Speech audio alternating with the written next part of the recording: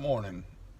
I'm sitting in my truck today, beginning of the work week, and I was thinking about um, like social media and how toxic it seemed to be. But then I realized after watched that Social Dilemma documentary, and it felt so sinister, but it really wasn't. It's just an algorithm, a math problem that's showing us more of what we want to see. And then I was just thinking, maybe through a process of meditation, um, studying, looking for information, and I thought that algorithm, it mimics, what we choose to want to feed our head. That I've talked about it before, circular thinking, things like that.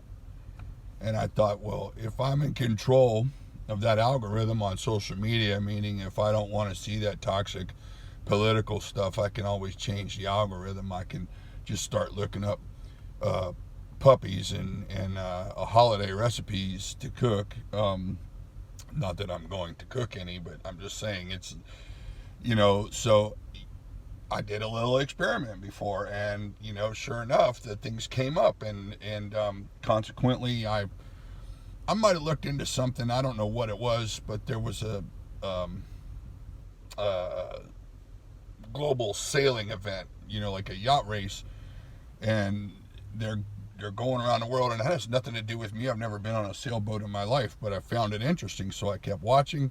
And the next thing you know, my YouTube algorithm is completely full of sailing, which I don't mind. It's interesting. There are still the things that I like to look at. My interest. There's food. There's, of course, self-help videos. Things of that nature.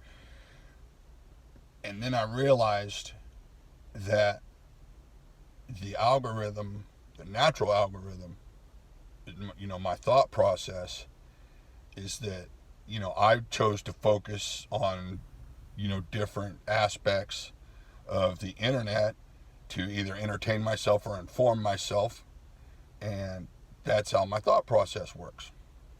So I chose, as I realized, it became evident that as soon as I looked for self-help and awareness and consciousness videos, they popped up all over YouTube.